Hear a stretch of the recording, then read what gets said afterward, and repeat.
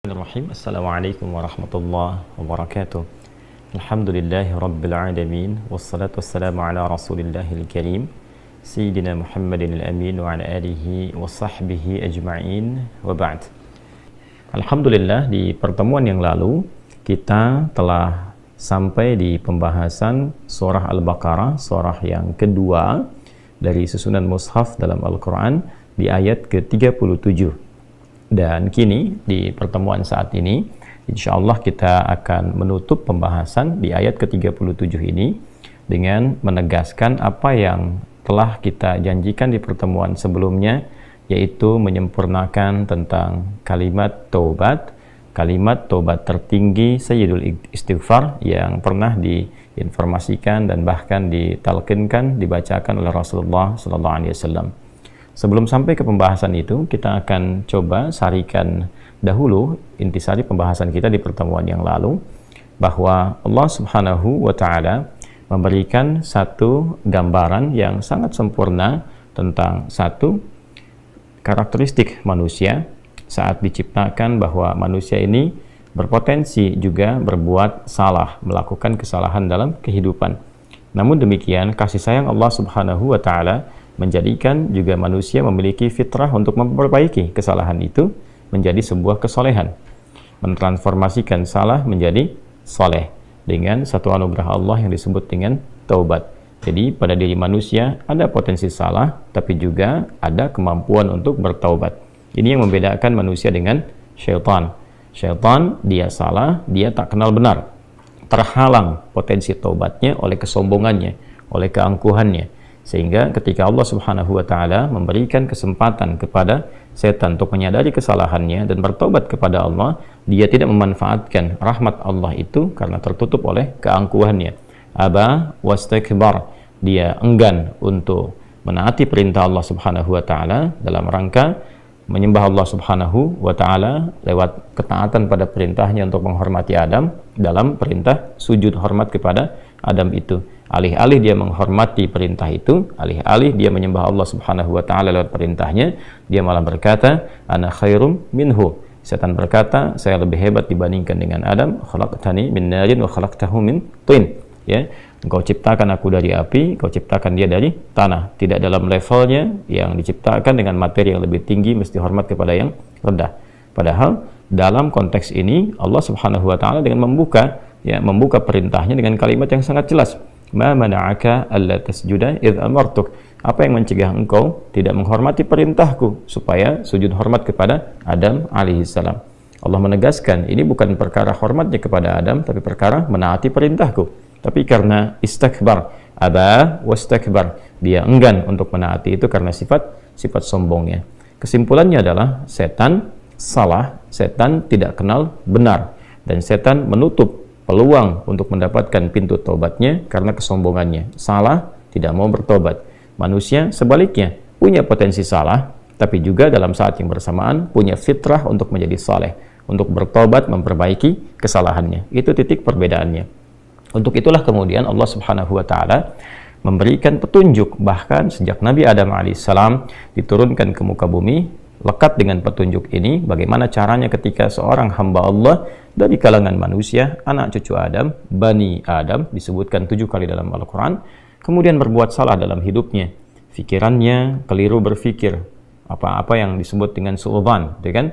Dia kemudian negative thinking, salah berpikir, salah menduga, salah mengira. Kemudian pandangannya salah melihat, telinganya salah mendengar, lisannya salah bertutur.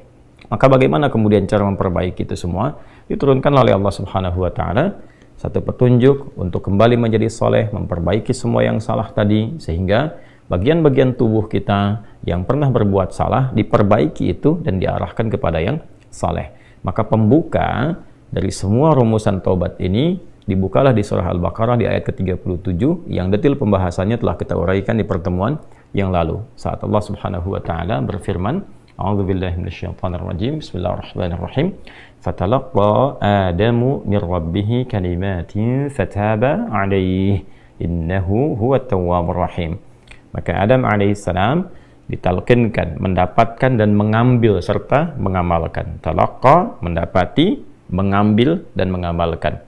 ya Adam alaihissalam mendapati dari Allah Subhanahu wa taala, mengambil dari Allah Subhanahu wa taala kalimatin, ya petunjuk-petunjuk taubat. Lalu mengamalkan itu semua, fataba alaihi, maka Allah Subhanahu wa taala menerima taubatnya. Innahu huwat tawwabur rahim. Sungguh Allah Subhanahu wa taala menilai dan berkomitmen terhadap hamba-hambanya yang sungguh-sungguh memperbaiki dirinya untuk menjadi lebih baik, maka Allah Subhanahu wa taala akan menerima taubatnya, menerima komitmen hambanya itu.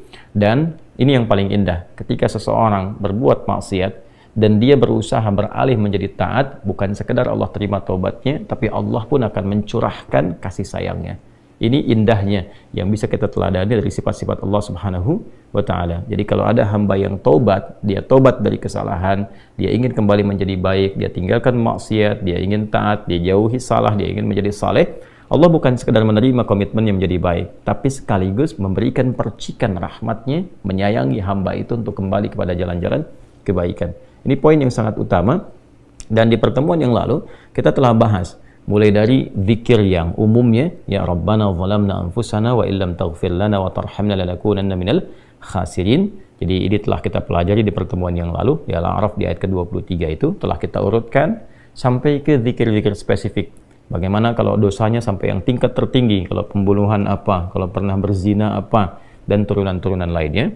Nah, sekarang kita akan masuki satu pembahasan yang utama, apa yang telah kami janjikan dengan izin Allah Subhanahu wa taala di pertemuan yang lalu, bahwa semua akumulasi kalimat-kalimat taubat dari satu gambaran perbuatan maksiat, bahkan bila pun ada seseorang merasa berbuat salah dalam hidupnya, entah berapa banyak kesalahan yang telah ia kerjakan, dan ia juga merasa bingung, zikir apa yang harus ia bacakan, kalimat apa yang harus ia mohonkan kepada Allah, sekiranya Allah berkenan untuk menerima taubatnya dan memercikan kasih sayang kepadanya, sehingga ia bisa beralih dari sifat-sifat salah, pelaku maksiat, kepada sifat-sifat soleh, menjadi hamba yang taat. Itulah yang akan kita uraikan di pertemuan kali ini. Insyaallah kita akan mengambil satu hadis yang diriwayatkan oleh Al-Imam Al-Bukhari. Jadi kita dapati dari 97 topik itu, di Al-Bukhari itu ada 97 topik teman-teman. Dari sekian hadis, kurang lebih 7.000 hadis, ya, baik yang disampaikan setiap temanya ataupun juga disebutkan di tema lain, kurang lebih ada 7.000. Kemudian dibagi kepada 97 topik, 97 tema. Di setiap tema itu biasanya ada tema, ada subtema, ya kan? Nah, di subtema itu nanti akan dimulai dengan ayat Qur'annya dulu, lalu dari formulasi ayat Qur'an ini diturunkan hadis-hadisnya. Nah, pembahasan kita ini ada yang tercantum di tema ke-80, ya, atau topik ke-80 Kitabud Da'awat. Jadi ada Kitabud Da'awat, topik ke-80, nomor hadisnya 6306. Ya, di subtopik yang kedua, Bab Afdhalil Istighfar. Saya ulangi, ada di tema ke-80, jadi dari 97 tema, 97 topik, ada di tema ke-80, Kitabud Da'awat, ya, bimbingan doa-doa. Kemudian di subtopik yang kedua, Bab Afdhalil Istighfar, subtopik tentang Afdhalil Istighfar, istighfar yang paling utama. Jadi dari sekian banyak kalimat-kalimat istighfar, ini puncaknya. Ya, nanti kita akan lihat. Baik, kita langsung saja. Bismillahirrahmanirrahim. Qala al-musannifu rahimahullahu ta'ala, Imam Al-Bukhari menyampaikan dalam kitabnya. Kita langsung ke subtopik yang kedua di Kitabud Da'awat. Babu Afdhalil Istighfar. Ya, bab tentang, subtopik tentang Afdhalil Istighfar, keutamaan istighfar, istighfar yang paling utama. Ya, di sini lebih tepat kita pahami sebagai istighfar yang paling utama, Afdhalil Istighfar. Jadi kalau ada kalimat-kalimat permohonan ampunan, ini yang paling utama. Wa qaulihi ta'ala, adapun firman Allah Subhanahu wa ta'ala yang terkait dengan pembahasan ini.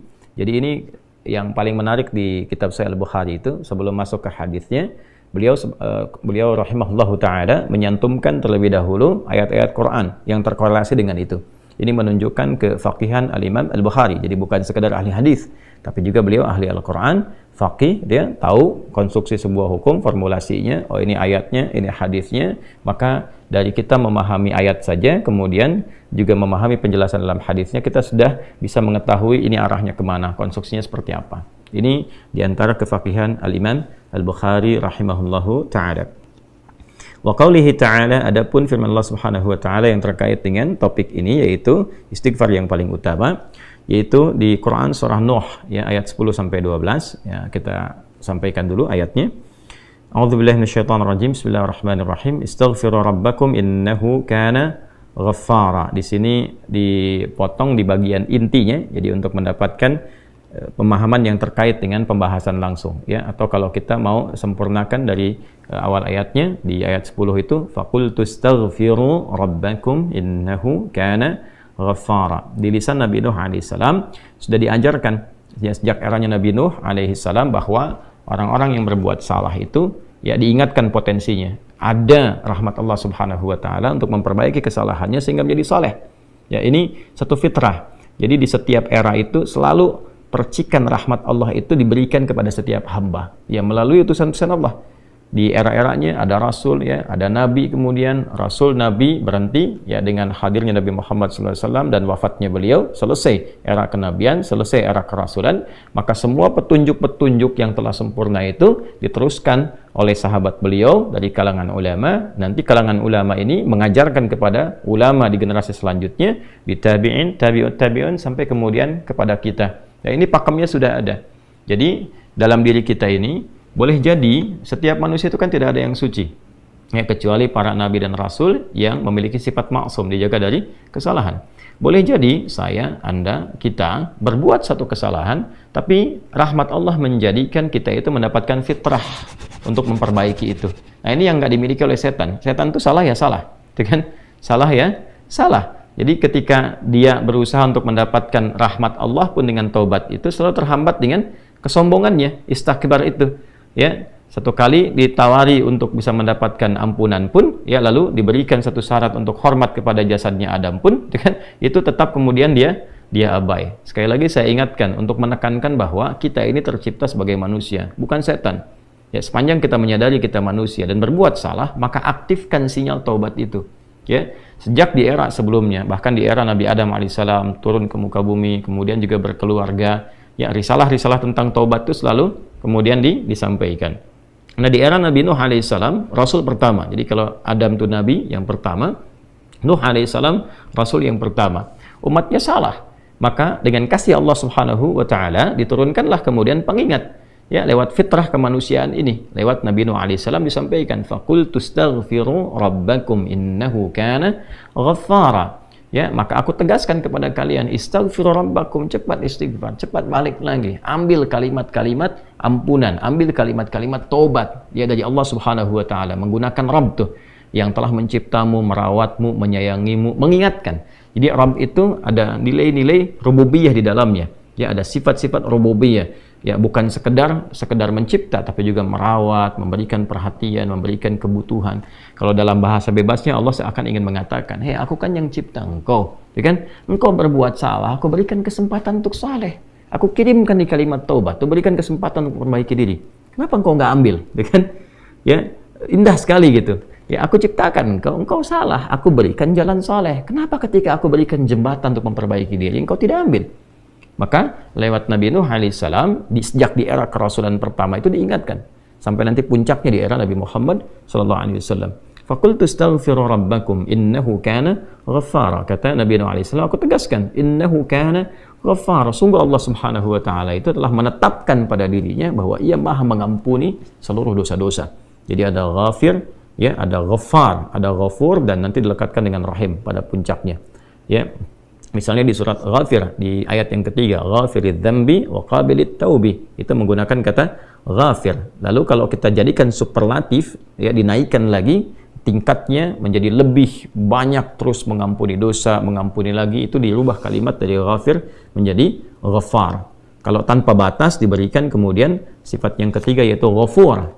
Ya, kalau hamba menyimpulkan apakah memang masih diterima, maka Allah turunkan puncaknya berupa sifat rahmatnya, Rahim. Qul ya ibadiyalladzina asrafu ala anfusihim la taqnatu min rahmatillah. Innallaha yaghfiru dzunuba jami'a. Quran surah ke-39 ayat 53. Balik ke sini. Ya, jadi ini gambaran yang pertama. Sejak di era kenabian turun yang Al-A'raf ayat 23 itu Rabbana zalamna anfusana. Dan Nabi Adam alaihissalam mendapatkan kalimat itu. Lalu di era Nabi Nuh alaihissalam sebagai rasul pertama diingatkan juga dengan potensi sifat-sifat kebaikan ini yang menjadikan manusia tertuntun untuk senantiasa berbuat baik. Lalu apa sifat rahmatnya? Ya, kalau kita kembalikan ke konstruksi Al-Baqarah ayat 37, tadi kan saya katakan di awal ya, Allah menegaskan seorang yang taubat ingin merubah dirinya dari salah menjadi saleh, bukan sekedar dituntun oleh Allah, tapi juga dipercikan kasih sayang Allah kepadanya. Rahmat Allah diberikan. Ya, kembali ke Quran surah kedua ayat 37 itu, fatalaqqa Adamu min rabbih kalimatin fataba alaihi innahu huwat tawwabur rahim. Jadi bukan tawwab saja, tapi rahim juga. Bukan sekedar Allah terima taubatnya, tapi kasih sayang Allah pun diberikan kepadanya. Nah, apa di antara jenis kasih sayang yang Allah berikan kepada seorang hamba yang mau taubat? Ya, maka diteruskan ayatnya sampai 12 di sini. Imam Al-Bukhari menyantumkan di sini sampai ayat 12, yursilis samaa 'alaikum midrara wa yumdidkum bi amwali wa banina wa yaj'al lakum jannatin wa yaj'al lakum anhara. Allahu akbar. Ya, justru di sini teman-teman sekalian, istighfar itu ya permohonan ampun kepada Allah Subhanahu wa taala, ya permohonan rahmat Allah Subhanahu wa taala, kembali kepada Allah, mengoneksikan diri kita kepada yang maha baik. Itu diantara percikannya adalah mendapatkan lapangan kebaikan. Yursilis samaa 'alaikum bidrara. Ya, walaupun Anda mendapatkan kesulitan dalam berkehidupan, bahkan yang sifatnya luas ya secara sosial, kalaupun tanahnya gersang, ya, kalaupun kemarau berkepanjangan, itu ternyata dengan satu daerah itu, satu desa itu, satu wilayah itu mengoneksikan diri mereka kepada Allah, beristighfar. Ini faedahnya istighfar. Dengan beristighfar kepada Allah, taubat dari maksiat, ternyata bisa mendatangkan rahmat bukan hanya untuk pribadinya, untuk satu wilayah. Ya, ini pelajaran dari Quran. Ya, Allah akan memberikan kesan begini, jangankan bagi setiap personalnya, setiap orangnya, ya kan? Ada masalah sekampung pun, contohnya kekeringan misalnya, contohnya kemarau, lalu sekampung itu, ya, atau ada orang-orang soleh di situ yang membiasakan taubat kepada Allah, istighfar kepada Allah, mengoneksikan dirinya kepada Allah, ya kan? Itu luar biasa, percikan rahmat Allah. Ya, apa diantaranya? Yursilis sama ya 'alaikum midrara. Allah memerintahkan kepada langit itu untuk menurunkan hujan, ya, dengan curah yang memberikan maslahat. Kemudian wa yumdidkum bi amwalin wa banina. Ya, lantas kemudian melapangkan kepada engkau urusan hartamu, ya, bahkan memberkahi engkau dengan keturunan-keturunan yang baik. Jadi masya Allah, ya, orang tua yang rajin istighfar, suami yang rajin istighfar, itu ternyata bukan sekedar menjadikan ia mendapatkan penerimaan taubat. Dia berhenti dari perbuatan maksiat, usaha-usaha yang tidak baik, dagang yang tidak benar, itu kan perbuatan curang, ya, perbuatan menipu, perbuatan-perbuatan yang tidak elok, korupsi, jauhi potensi itu. Disogok dia hindari, diajak korupsi dia jauhi dan sebagainya. Lalu konsisten pada kebaikan dan dia isi dengan istighfar. Astaghfirullahalazim, astaghfirullahalazim. Rabbana zalamna anfusana wa illam taghfir lana wa tarhamna lanakunanna minal khasirin. Dia konsisten pada kebaikan itu, wa yumdidkum bi amwal. Allah akan lapangkan dia pada harta-harta yang lebih berkah. Allahu akbar. Ya. Jadi diberikan kelapangan dulu pada dirinya, kemudian diberkahi hartanya. Jadi berapapun yang dia dapatkan, Allah berikan berkah padanya, sehingga dia merasakan kebahagiaan dengan harta itu. Kan ada orang yang terasa seperti kelihatan banyak tapi tidak menikmatinya. Ya, baik itu boros, baik itu merasa kayaknya banyak tapi nggak kepake. Ya, barang-barang habis beli ini lagi, tapi memuaskan nafsunya saja.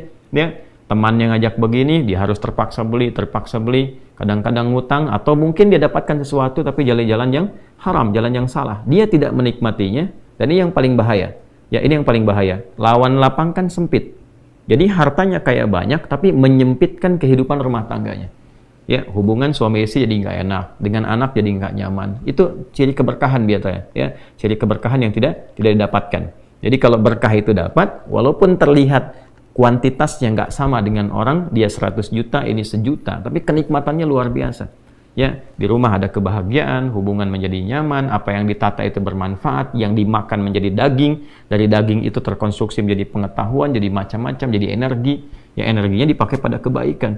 Sebaliknya yang terlihat seperti banyak, kayaknya banyak nih, ya, tapi tidak memberikan kebahagiaan. Di rumah nggak bahagia, tidak memberikan dampak energi positif, ke ibadah jadi malas. Ya, itu ciri-ciri pertama kalau harta kurang berkah itu, apalagi tidak berkah, itu pasti menurun kesolehannya, meningkat kesalahannya. Pasti itu. Ya, jadi mulai menurun nih, sholat mulai menurun, baca Quran mulai menurun. Nah, kesalahan mulai meningkat. Makan mulai salah, minum mulai salah. Yang tadinya minum yang baik-baik, sekarang minum yang tidak baik dan sebagainya. Nanti kalau sudah begini, pasti hubungan di rumah tangganya pun nggak akan jadi baik gitu. Ya, dan itu akan terbawa dalam kesempitan. Nah, cara untuk mengatasi itu, ini balik ke Quran surah Nuh tadi, di ayat 10 sampai dengan ayat 12. Kalau kita menyadari kemudian itu salah, lantas ingin memperbaiki diri, kembali kepada Allah, perbaiki diri kita, ya, lalu mengingat Allah, menyesali apa yang telah dilakukan, berjanji untuk berbuat baik, itu tidak tanggung apa yang Allah jawab. Ya. Kalaupun ada satu kelapangan yang tidak berkah tadi, diganti oleh Allah, dihilangkan yang kurang baiknya, dilapangkan dengan yang baik-baiknya. Lalu setelah itu dijaga keluarganya. Jadi memberikan kesan bahwa ada hubungan yang korelasi secara langsung antara harta dengan keluarga, dengan anak keturunan. Jadi hati-hati, saya ingatkan kepada para ayah, pada saya pribadi dan kita semua, jangan sampai membawa yang haram ke rumah. Sekali lagi, jangan sampai membawa yang haram ke rumah. Jadi kalau istri sudah memasak itu di dapur, menjadi makanan, dikonsumsi oleh anak-anak jadi daging, ya, dikonsumsi jadi daging nih, itu jadi karakter. Ya, itu sudah fitrah, sudah umum begitu. Jadi kalau dia baik, akan membentuk kebaikan. Kalau nggak baik, akan merubah ya, pada keburukan. Kontrolnya susah di situ. Ya, sangat sulit sekali. Nah, caranya tadi kembali kepada Allah, tinggalkan yang kurang baik tadi, nanti Allah rubah. Ya, cara dia mendapatkan harta itu, walaupun awalnya terlihat nggak nyaman, karena kan merubah diri, mengeluarkan yang kotor dulu. Ya, kalau terlalu banyak kotoran, mandi kan ya agak cukup pekat tuh mandinya, bersihkan lagi, terasa nggak seperti biasa. Tapi setelah dibersihkan semua jadi enak kan? Nah, itulah agama begitu, dibersihkan yang kotor itu kayaknya awalnya nggak enak, tapi kemudian hati jadi lapang. Yang diberikan kelapangan hati dulu. Ya, begitu hatinya lapang, baru nanti Allah buka jalan. Ya, setelah hatinya lapang, bagus, dan dinilai baik ini punya kemampuan untuk bertindak dan mengelola apa yang didapatkan, dilapangkanlah rezekinya, karena dia sudah dinilai pandai untuk mengelolanya. Setelah itu diperbaiki keturunannya. Ya. Wa banina wa yaj'al lakum jannatin wa yaj'al lakum anhara. Bahkan setelah itu dibikin kaya lebih dari sebelumnya. Ya, asetnya ditambah lagi, diberikan kenikmatan hidup, ya, sampai dijaga hingga kembali kepada Allah Subhanahu wa taala. Itu faidah istighfar. Jadi kalau kita biasakan bertekad, berniat memperbaiki diri dari yang salah menjadi baik, itu Allah sudah berikan motivasi. Aku bukan hanya terima taubatmu, tapi aku rubah keadaan hidupmu lebih istimewa, lebih mahal nilainya dibandingkan dengan keadaan sebelumnya yang terlihat seperti fata morgana. Kemudian dikuatkan dengan Quran surah ketiga Ali Imran ayat 135, ya. Di sini disampaikan Allah Subhanahu wa taala berfirman, a'udzubillahi minasyaitonir rajim, bismillahirrahmanirrahim, walladzina idza fa'alu fahishatan aw zalamu anfusahum, ini dzakarullaha fastaghfaru lidzunubihim wa may yaghfiru dzunuba illallah wa lam yusirru ala ma fa'alu wa hum ya'lamun. Di highlight di sini di firman Allah Subhanahu wa taala, dzakarullaha fastaghfaru lidzunubihim. Ya, yaitu orang-orang yang mendapatkan rahmat Allah Subhanahu wa taala itu. Jadi ini korelasinya dengan ayat 133. Jadi ayat 133 itu Allah Subhanahu wa taala berjanji bagi orang-orang yang menyegerakan istighfar. Jadi ingat dosa hari ini nih. Sekarang misalnya malam nih, kita ingat ada dosa yang dikerjakan. Lantas ketika ingat itu istighfar.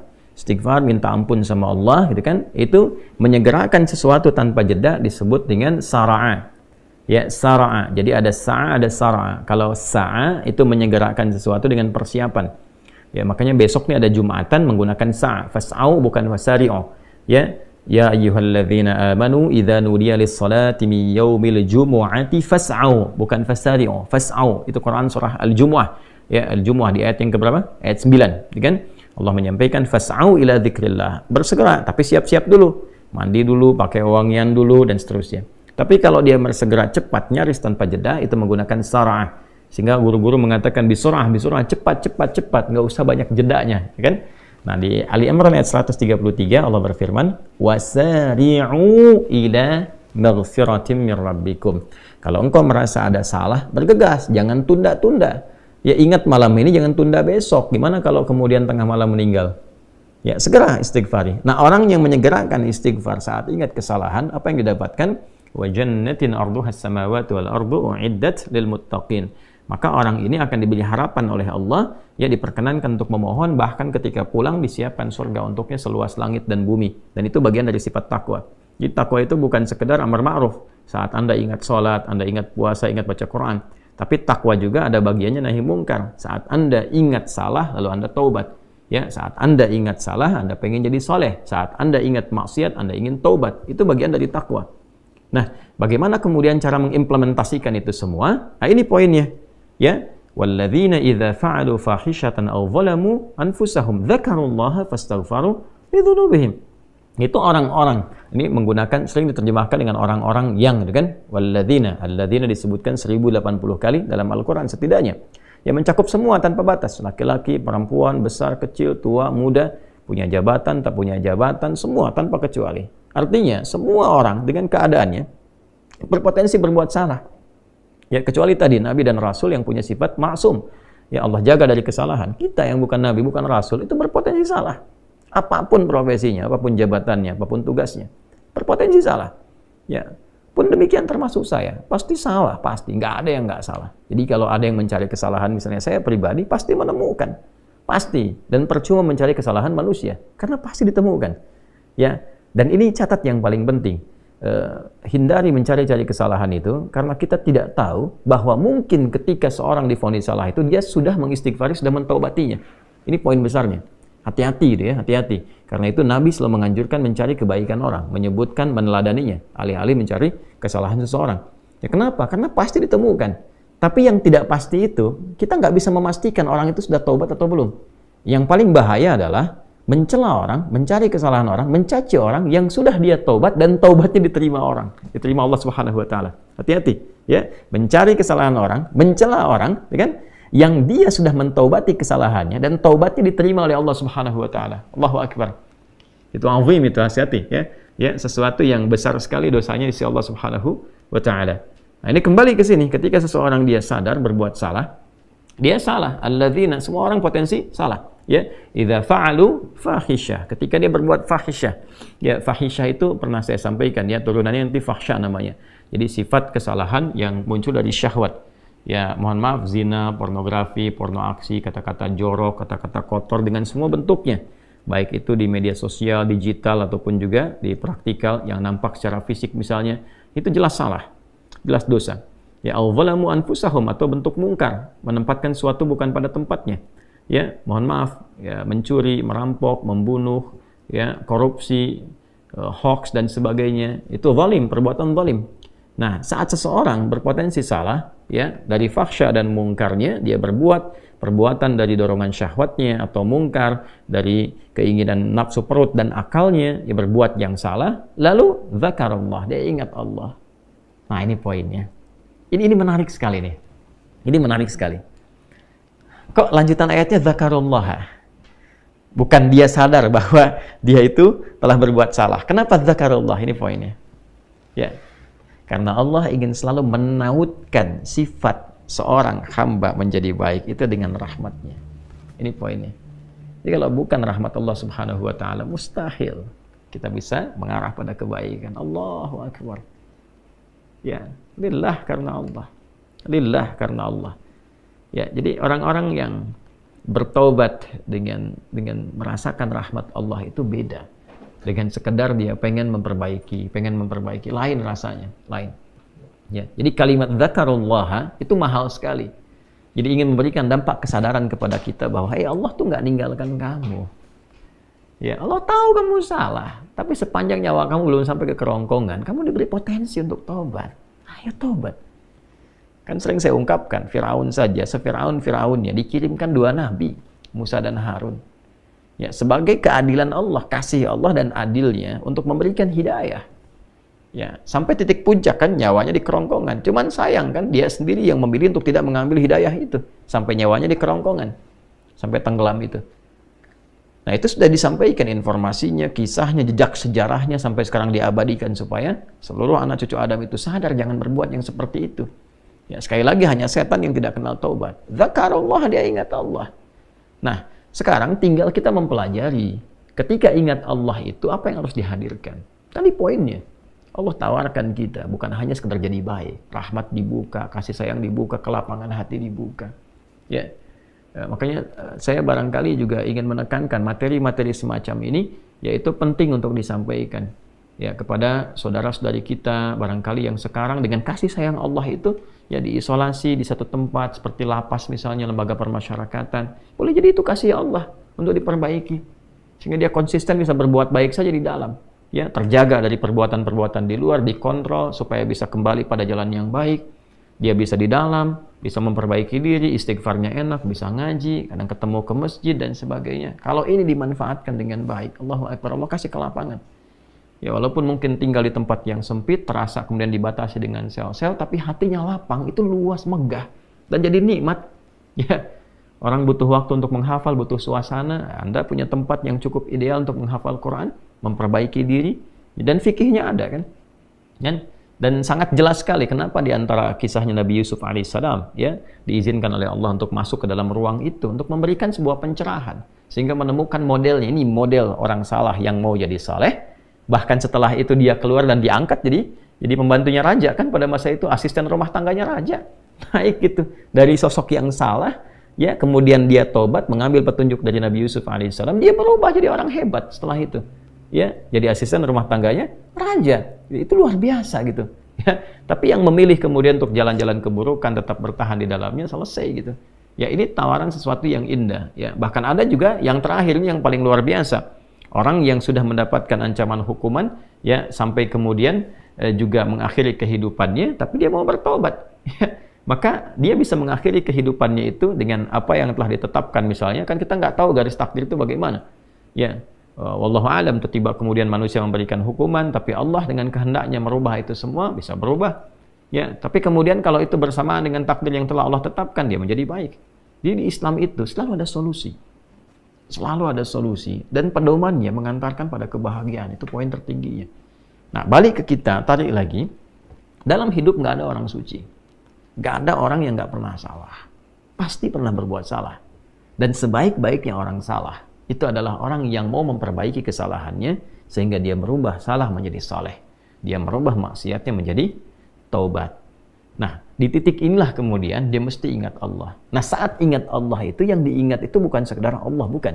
Ingatlah bahwa ketika dia taubat, serius taubat, Allah menerima taubatnya dan merubah keadaan hidup dia menjadi lebih baik dari sebelumnya. Maka kalau sudah sadar dengan itu, cepat. Nah, huruf yang menunjukkan cepat tanpa jeda itu pakai fa. Dzakarullaha fastaghfaru lidzunubihim. Maka cepat bergegas dia taubat saat itu juga. Jadi kalau malam ini kita ingat misalnya salah, segera taubat, istighfar. Ya, Nabi itu sampai menegaskan, aku ini dalam sehari itu beristighfar ya pada Allah Subhanahu wa taala lebih daripada 70 kali. Nanti di hadis berikutnya tuh, ya di nomor hadis 6307 itu ya, subtopik yang ketiga itu ditekankan sekali Nabi menyampaikan demikian. Ya, sebagai contoh tentunya kepada kita, contoh kepada kita. Nah, ini teman-teman sekalian poinnya. Jadi ini ayat motivasi awal ayat yang ditampilkan oleh Imam Al-Bukhari untuk menunjukkan sekali lagi bahwa beliau ini bukan sekedar menampilkan hadis, tapi paham antara korelasi hadis sebagai tafsir dari ayat Al-Quran. Ini konstruksi ayatnya, ini hadisnya. Nah, di titik tadi kita kan baru sampai ke titik motivasi kan, termotivasi kita dengan ayat-ayat Allah yang disampaikan tadi. Ini surah Nuh ya ayat 10 sampai 12, ini surah Ali Imran ayat 135. Lantas kita bertanya, cara taubatnya gimana? Bacaan apa yang dibacakan? Titik ini kan? Ya, jadi kalau tadi disampaikan kamu kalau taubat akan begini, akan diberikan jalan begini, dirubah hidupmu begini. Kita bertanya balik, cara taubatnya bagaimana? Apa yang dibaca? Nah, inilah yang dijawab lewat hadisnya. Inilah indahnya dalam Islam. Jadi tidak hanya teori begini, tidak. Ya, bukan sebuah teori, tapi bimbingan real dalam berkehidupan. Ya, kasusnya begini, pedomannya seperti ini, tafsirnya begini, jalannya begini, contohnya si fulan yang bisa dicek dalam sejarah, yang kalau diikuti si fulan di generasi lain, tuh lihat kehidupannya begini, begini, begini. Ya, sekarang kita kembalikan. Baik, di sini di nomor hadis 6306, tadi sudah saya sampaikan di awal. Bismillahirrahmanirrahim. Qala al-Imam Al-Bukhari rahimahullahu taala, Imam Al-Bukhari menyampaikan, haddatsana Abu Ma'mar haddatsana Abdul Warith haddatsana Al-Husain haddatsana Abdullah ibn Buraidah qala haddatsani Bushair ibn Ka'ab Al-Adawi qala haddatsani Shaddad bin Aus. Nah, ini di rawi penyampai riwayat satunya yang bersumber nanti dari Nabi sallallahu alaihi wasallam adalah seorang sahabat bernama Shaddad bin Aus radhiyallahu taala anhu. Semoga Allah memberikan ridha terbaik kepada sahabat mulia dimaksud dan semoga Allah memberikan percikan kemuliaan pada kita untuk meneladani kemuliaan beliau dan mempraktekkan mengimplementasikan hadis yang kita akan dapat ini. Anin Nabi sallallahu alaihi wasallam, dari Nabi sallallahu alaihi wasallam, perhatikan kalimatnya. Qala Rasulullah sallallahu alaihi wasallam, sayyidul istighfari, puncak istighfar itu. Ya, tuannya istighfar, sayyidul istighfar. Jadi kalau ada kalimat-kalimat istighfar ini puncaknya. Nah, intinya kalau bingung berbuat maksiat, sudah banyak perbuatan salah yang dilakukan dari ujung kepala sampai ujung kaki, pernah berbuat salah dan kita ingin taubat, apa puncak kalimatnya? Ya. Yuk kita bacakan. Bismillahirrahmanirrahim. Sayyidul istighfari, puncak istighfar itu antaqula, ya, engkau berkata, kata Nabi sallallahu alaihi wasallam, ya, engkau memohon kepada Allah. Perhatikan kalimatnya. Allahumma anta rabbi.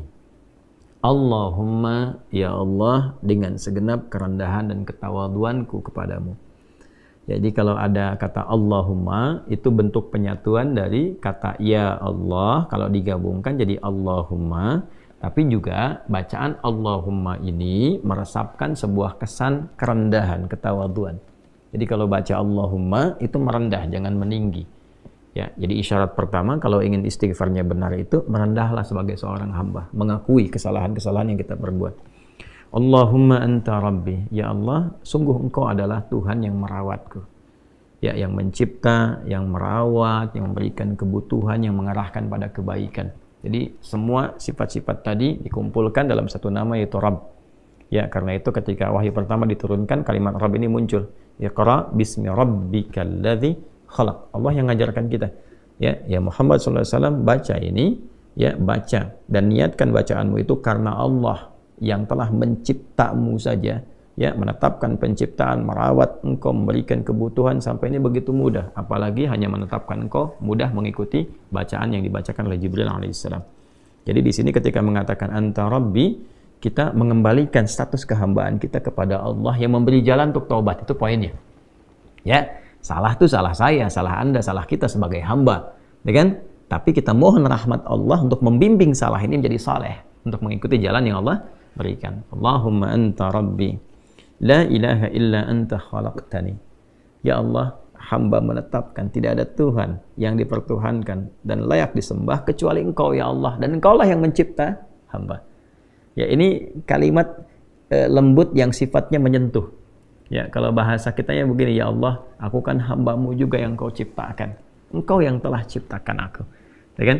Kalau di kalimat Adam yang pernah kita baca di pertemuan yang lalu dari tafsir Imam Jarir At-Tabari itu, Ibnu Jarir At-Tabari, kita telah sampaikan di pertemuan yang sebelumnya bahwa Adam mengonfirmasi, Allah, gitu kan, ya Allah, ya Tuhanku, bukankah aku adalah hambamu yang Kau ciptakan, ya, dengan tanganmu sendiri, dengan kuasamu sendiri? Ya Allah menjawab, ya tentu saja, gitu kan, dan seterusnya sampai ujung hadisnya, ya ara'aita, bagaimana ya Allah Engkau menilai kalau hamba intubtu wa aslahtu, kalau hamba sekarang bertobat dan memperbaiki diri, ya araji'in anta ilal jannah, apakah Engkau akan mengembalikan aku kepada surga? Ya Allah menjawab, na'am, tentu saja, bahkan dengan surga yang lebih indah.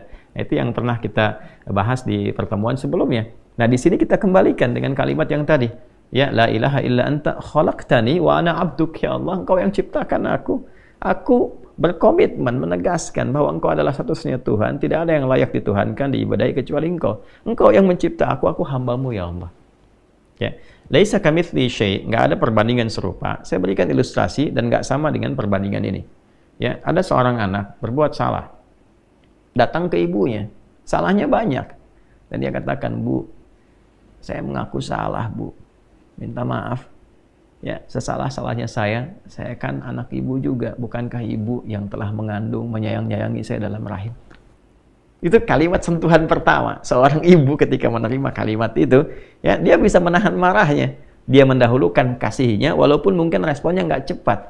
Nah, Allah laisa kamitslihi syai'. Allah berbeda. Ya, justru Allah mengajarkan kita dengan kalimat-kalimat baik tadi itu sebagai keteladanan. Kalau ada nanti praktek dengan manusia salah, masuklah dengan cara-cara yang lembut. Gitu kan?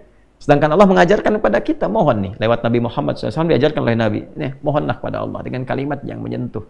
Ya, karena Allah itu maha latif, maha lembut, maha perasa, masuk dengan nilai rasa yang tinggi. Ya, Allahumma anta rabbi la ilaha illa anta khalaqtani wa ana 'abduk, ya Allah, Engkau yang merawatku, Engkau Tuhan, Engkau yang berikan kecukupan dalam kehidupan, aku yang berkomitmen gak ada Tuhan yang layak dipertuhankan, yang layak disembah kecuali Engkau, Engkau yang menciptakan aku hambamu, ya Allah. Ya, Allahu Akbar. Kemudian, wa ana ala ahdika wa wa'dika mastata'at.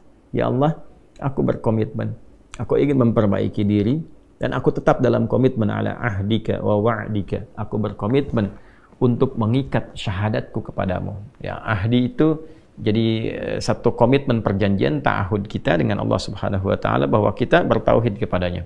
Ya, itu ada di Quran surah ke-7 Al-A'raf di ayat 172.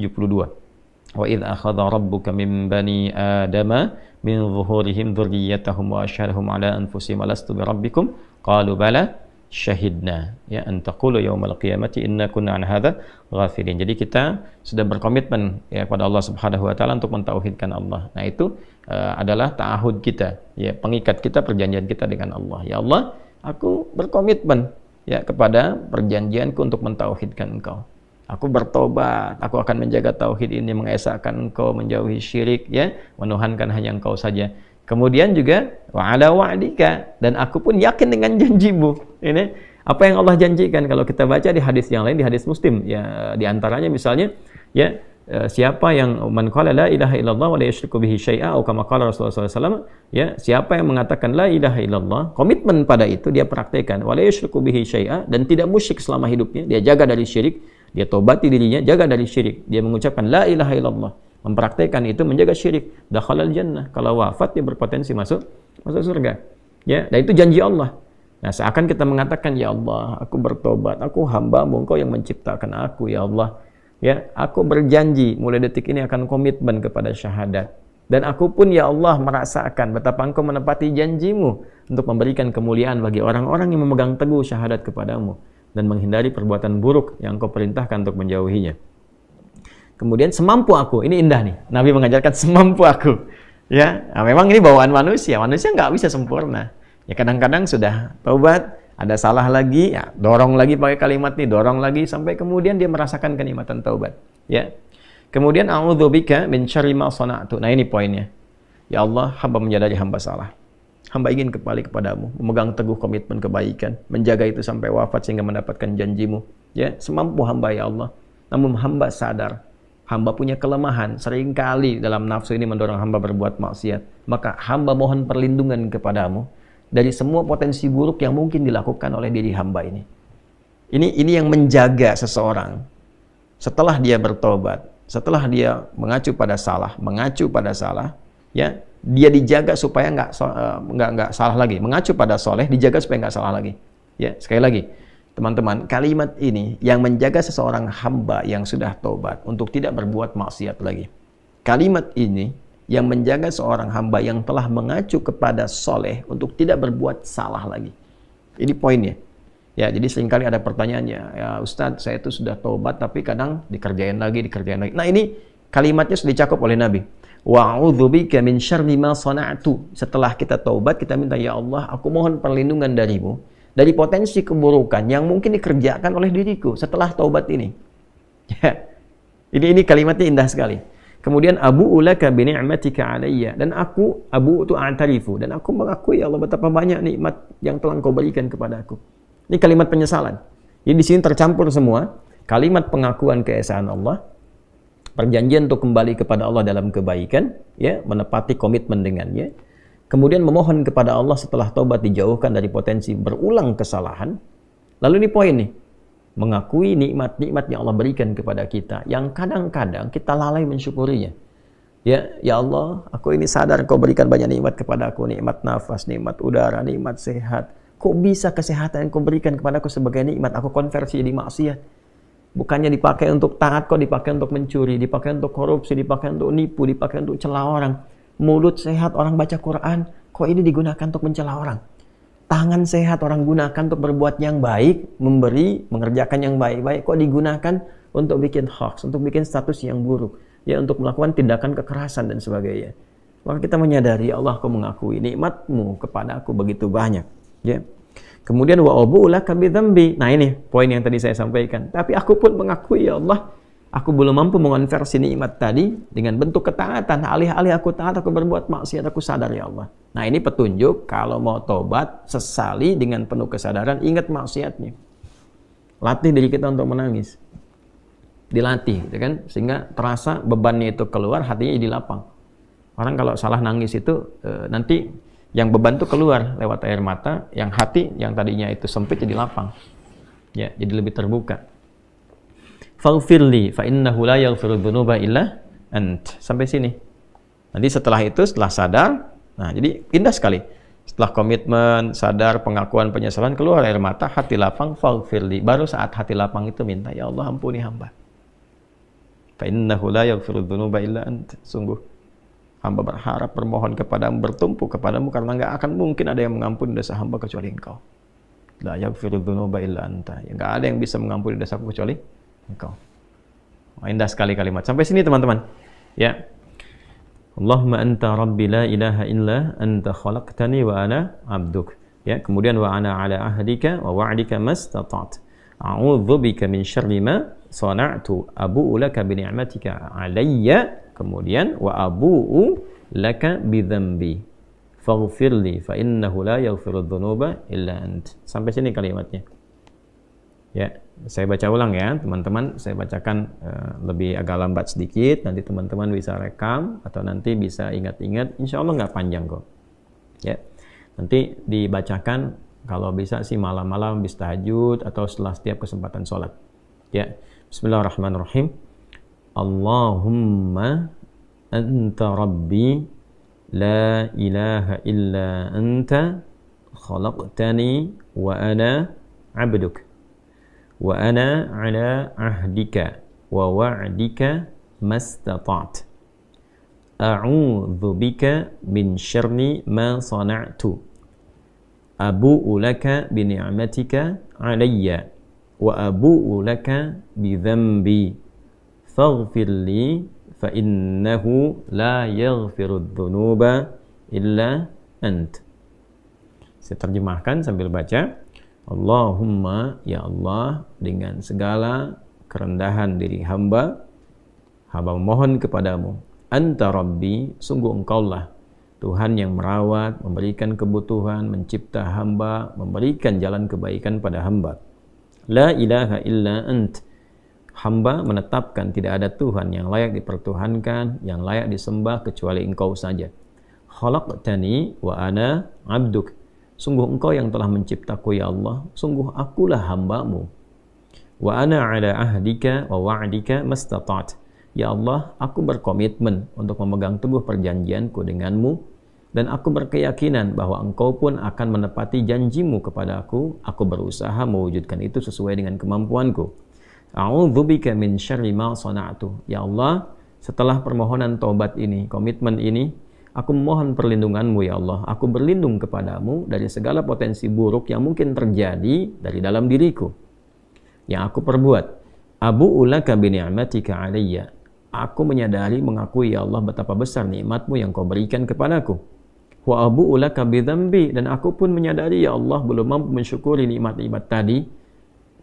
Bahkan lebih sering aku berbuat dosa, kesalahan dibandingkan mensyukuri nikmatmu kepadaku. Faghfirli, aku mohon ya Allah ampuni diriku. Fa innahu la yaghfiru dzunuba illa ant. Maka sungguh aku sangat berkeyakinan ya Allah tidak ada satupun yang mampu mengampuni dosaku kecuali Engkau saja. Bila mampu kita mengamalkan ini dengan baik, minimal ya kita dalam sekehidupan tuh bisa membacakan ini. Minimal lah dalam selama hidup paling sedikitnya bisa pernah baca ini. Ya, sebetulnya kalau bisa minimal sehari baca, sehari sekali baca ya. Kita sama-sama menguatkan. Nah, wa man qalaha minan nahar muqinan biha famata min yaumihi qabla an yumsiya fahuwa min ahlil jannah. Ini garansi dari Nabi. Orang yang mampu mengatakan ini, jadi mendawamkan dia baca ini ya, dia baca ini ya minan nahar di waktu siang.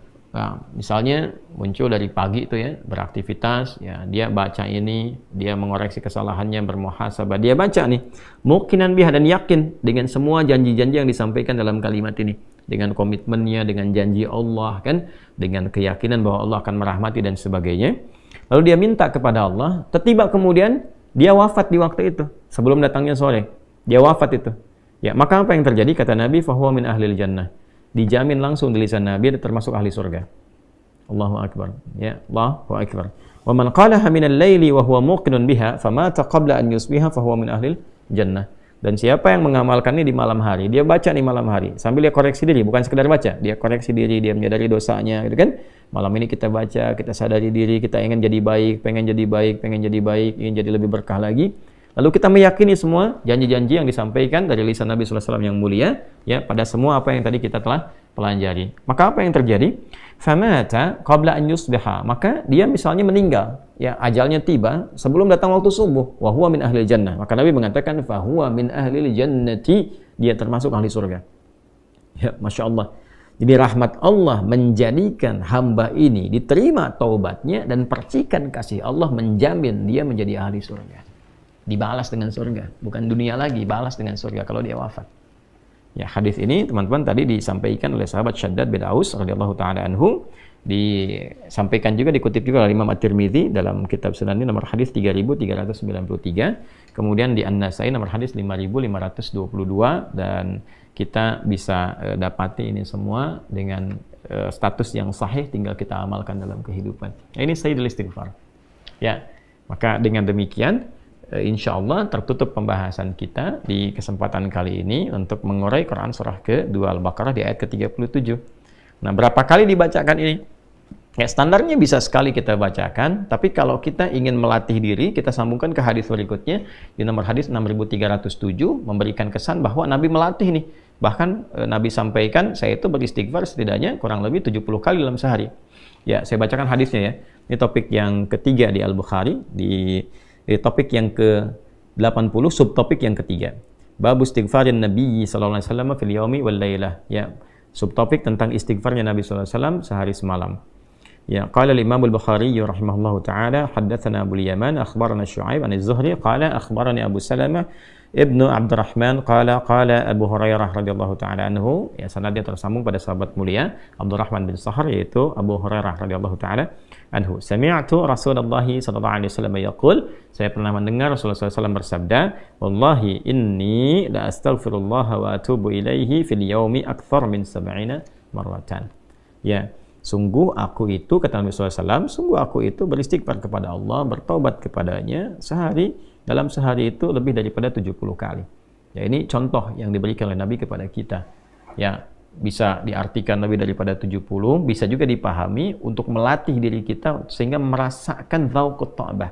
Dzauqu taubah, nilai rasa taubat. Ya, dzauq at-taubah itu feel-nya taubat. Jadi jumlahnya itu yang kita lihat bukan kuantitas berapa kalinya. Tapi ini pesan lebih kepada bagaimana dengan kita sering mengucapkan itu, hati bisa terkoneksi dan merasakan itu. Jadi kalau kalimat di lisan itu sudah sampai ke dalam hati, tersentuh hati kita, nah itulah titik tertingginya. Ya, untuk kita memohon dengan khusyuk. Itu poinnya. Jadi pada seseorang, Nabi sampaikan lebih daripada 70 kali, mungkin bagi seseorang itu bisa 75, bisa 80 kali, atau bisa bahkan 33 kali, gitu kan. Ya, atau 70 ini bisa dibagi-bagi. Ya, kalau dibagi misalnya kepada harian, dari 5 kali waktu sholat, ya, kita bisa temukan dalam setiap kali waktu sholat, misalnya kita 15, ya, selain yang subhanallah, alhamdulillah, Allahu akbar, yang 33 kali itu, kemudian kan istighfar. Ya, istighfarnya itu bisa 15, ya, kalau dikalikan 5 kan 75.